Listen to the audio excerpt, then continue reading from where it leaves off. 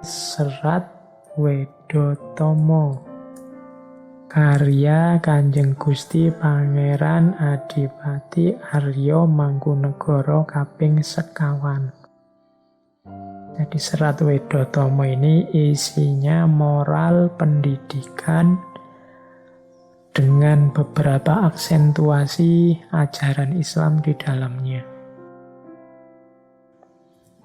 Kemudian terdiri dari sekitar 100 bait atau 100 pupuh yang terbagi dalam 5 lagu, yaitu Pangkur, Sinom, Pucung, Gambuh, dan Kinanti.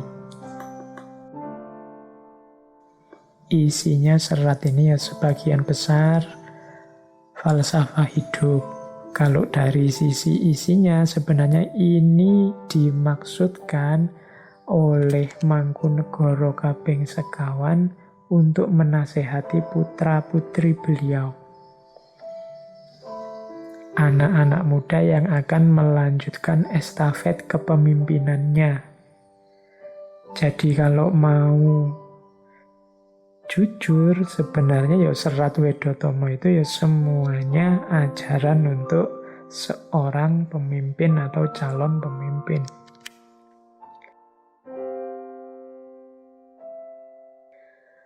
Oke, cuma ya malam hari ini tidak mungkin kita buka semua. Saya ringkas-ringkas, kemudian saya kutip sedikit-sedikit. Paling tidak sudah kelihatan yang diinginkan. Lebih detailnya lagi teman-teman yang mendalami. Pokoknya rumusnya itu ngaji kita ini, karena tidak mungkin kita ngaji detail satu-satu, setiap tema satu, nanti bisa-bisa satu kitab kita setengah tahun sendiri. Jadi sengaja biar teman-teman tidak bosan kan saya selalu nyuplik sedikit-sedikit. Kalau sudah tertarik silahkan didalami. Karena sudah tertarik kan biasanya lebih nyaman, lebih enak mendalaminya. Baik, dari Serat Wedotomo kita buka. Saya ringkeskan dulu tentang etikanya. Ini berarti etika untuk seorang pemimpin. Yang pertama, eling lan waspada. Eling itu ingat, waspada itu hati-hati. Ini hampir ada di semua karya moral para pujangga Jawa lama, istilah eling lan waspada ini. Jadi kalau mau diterjemahkan secara lebih bebas, eling itu biasanya arahnya vertikal kepada Tuhan, kepada Allah, kepada penguasa sejati. Jangan lupa bahwa dia selalu hadir, selalu menemani kita, dan waspada. Waspada itu kesadaran akan sekeliling kita. Kalau eling itu vertikal, kalau waspada itu horizontal. Waspada itu bisa berhubungan dengan alam, bisa berhubungan dengan sesama manusia, dengan teman, dengan lingkungan sekeliling, itu waspada. Selalu bacalah, pahamilah, nah itu untuk lingkungan sekeliling. Kalau yang ke atas itu eling. Pemimpin yang selamat adalah pemimpin yang eling lan waspada. Kepada Tuhan dia ingat, kepada sesama dan sekitar dia waspada. Yang kedua, kenapa orang harus eling lan waspada? Karena jangan sampai orang itu atetombo yen wis bucik. Atetombo yen wis bucik itu berobat kalau sudah terluka. Jadi orang yang tidak eling dan tidak waspada itu mudah jatuh, mudah terluka. Mungkin dibohongi orang, mungkin jatuh karena polanya sendiri, mungkin diprank orang macam-macam. Nah, atetombo yen wis bucik. Kalau kita ndak eling dan waspada, ya kemungkinan kita bolak-balik jatuh. Kalau bolak-balik jatuh kan kita terus berobat.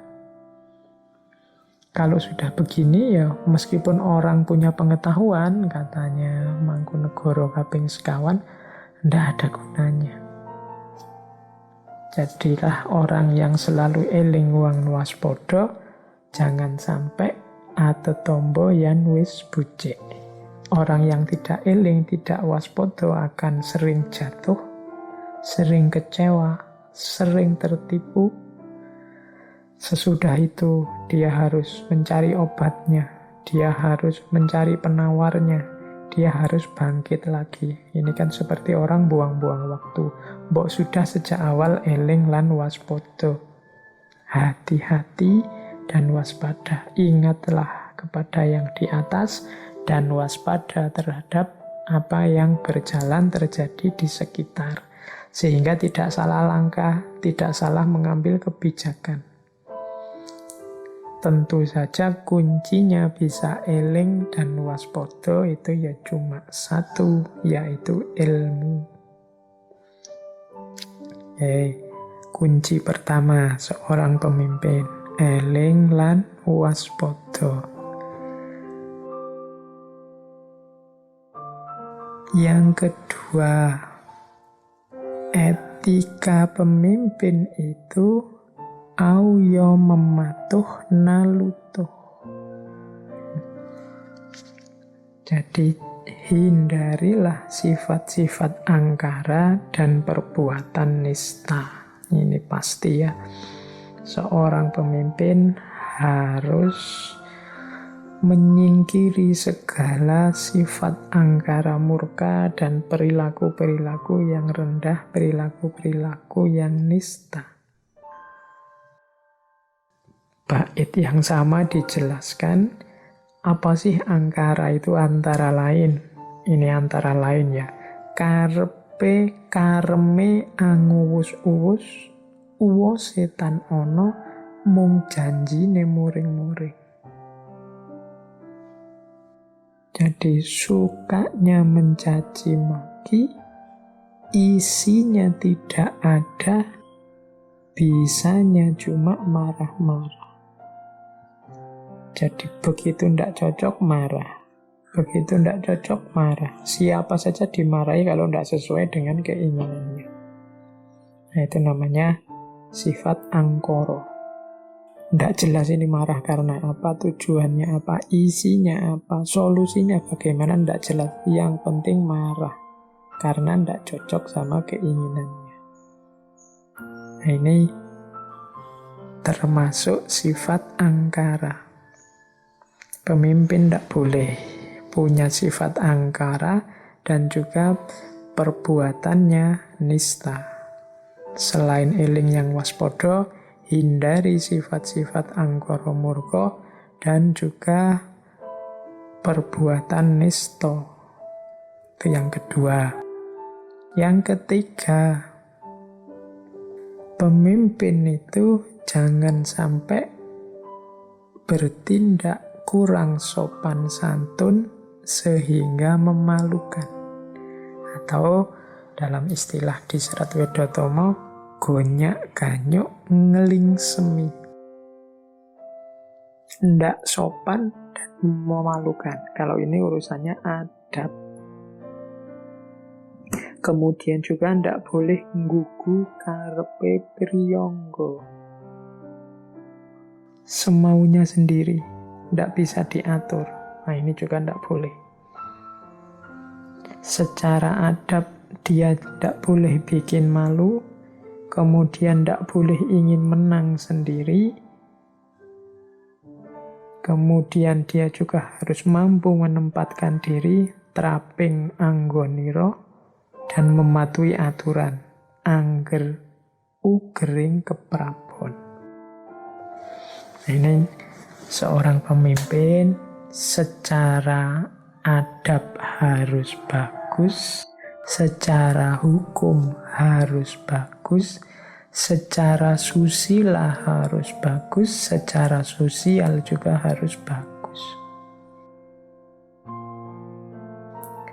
Jangan gonyak-ganyuk angling semi, nggugu karepe priyangga, harus bisa traping anggonira dan angger ugering keprabon.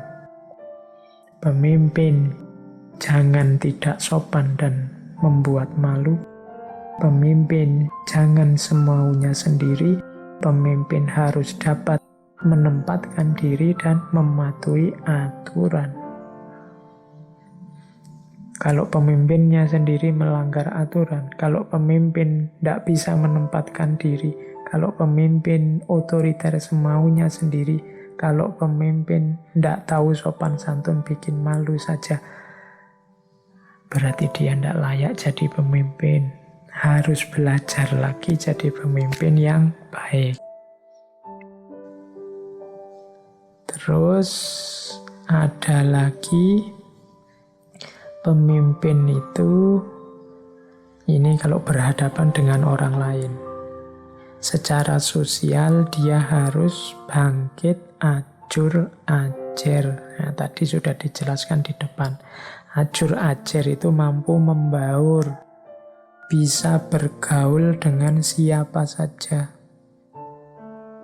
Tidak sekedar orang yang dia sukai saja. Tidak sekedar kelompoknya saja. Tapi dia bisa berbaur dengan siapa saja. Bangkit, ajur, ajer. Pandai bergaul dengan berbagai kalangan. Kemudian pemimpin itu mengenai tiasing liyan.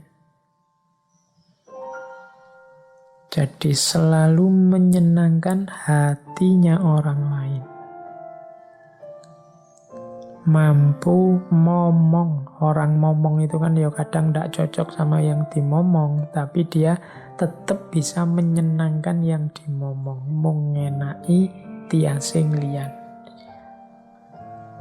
Meskipun mungkin pendapatnya berbeda dengan yang dia pimpin, dengan beberapa yang dia pimpin, tapi tetap dia fokus untuk menyenangkan, membahagiakan yang dia pimpin.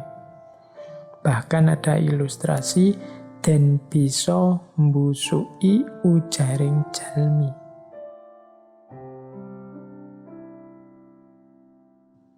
Kadang-kadang malah pura-pura bodoh.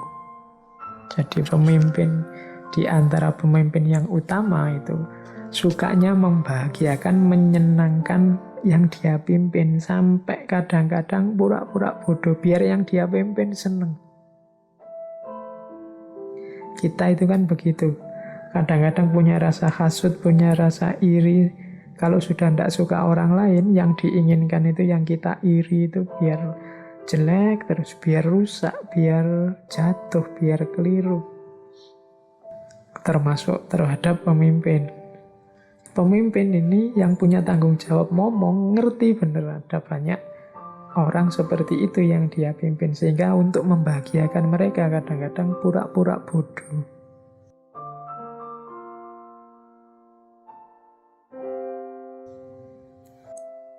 Pura-pura tidak ngerti. Sehingga orang-orang yang dia pimpin itu tidak merasa terlalu jauh. Tidak merasa terlalu minder, tidak merasa terlalu rendah. Orang yang bijaksana menghadapi orang dungu dengan cara sinamun ing samudono, dengan cara yang halus tapi tetap baik. Sesadon ing adu manis. Jadi pemimpin itu membaur dengan masyarakat, tidak sekedar membaur, tapi membahagiakan, mengenai tiasing liyan. Jangan hanya nyampur, jangan hanya belusuan, tapi hasilnya harus tetap membahagiakan, menyenangkan.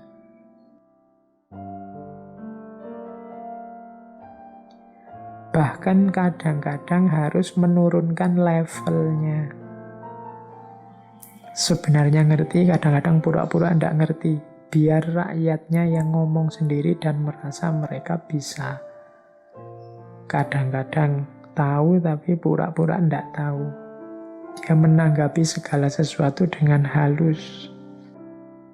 tidak menjatuhkan. Nah, ini pemimpin yang baik. Ini bisa jadi tips untuk teman-teman para calon pemimpin. Pemimpin juga jangan niru perilaku orang bodoh, perilaku orang jahat, perilaku orang jelek. Jangan ngandar-andar, angen dukur, kandane nora kaprah. Jangan berperilaku seperti orang yang dungu, yang bualannya tidak karuan dan tidak masuk akal. Jadi di sini ada nasihat untuk para pemimpin.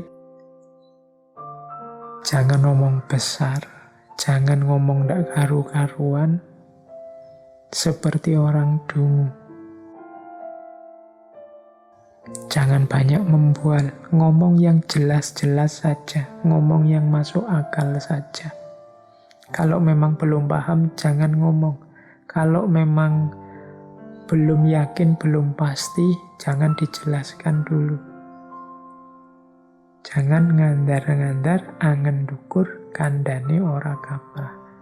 Karena kadang-kadang orang ngomong itu ya termasuk pemimpin, ingin menunjukkan bahwa dia pinter, ingin menunjukkan bahwa dia hebat, ingin menunjukkan bahwa dia jago. Nah, itu kalau tidak nyambung sama kenyataannya, malah menjatuhkan dirinya saja. Malah membuat dia kelihatan jelek. Kalau memang belum jelas, belum tegas, belum paham, ya diam dulu. Jangan seperti orang dungu. Orang dungu itu suka sombong, anggung gumrunggung, dan ingin dipuji setiap hari, ugungan sedino-dino. Jadi cirinya, kalau ingin tahu orang dungu itu seperti apa, katanya Mangkunegara kaping sekawan, orang dungu itu suka sombong atau anggung gumrunggung dan ingin dipuji setiap hari, ugungan sedino-dino. Nah, ayo di antara kita, ayo introspeksi ya. Hari ini mungkin sedikit banyak di antara kita, mungkin termasuk saya, kejangkitan penyakit ini. Ingin dipuji setiap hari, menganggap dirinya penting, menganggap dirinya besar. Buktinya banyak. Kalau teman-teman habis posting apa, kan senengnya luar biasa kalau orang berlomba-lomba muji, berlomba-lomba nge-like, berlomba-lomba memberi komentar bagus, berlomba-lomba memberi jempol, berlomba-lomba nulis mantap. Itu kan kita senengnya luar biasa. Padahal mungkin orang yang nulis itu ya basa-basi. Temenmu yang memuji kamu mantap itu ya cuma copy paste dari emoticon mantap yang lain. Tidak sungguh-sungguh ingin muji, tapi kita sudah terlanjur merasa besar, merasa penting.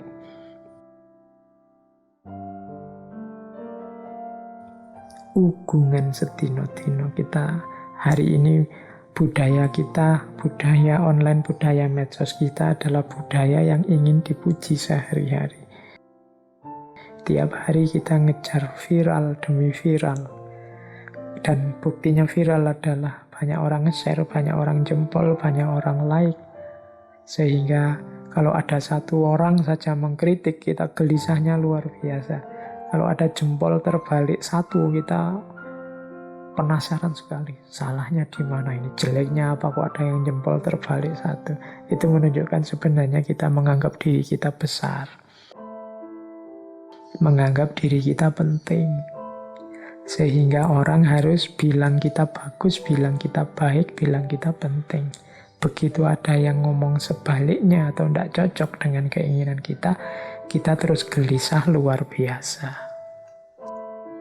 Oke, jadi itu etika pemimpin.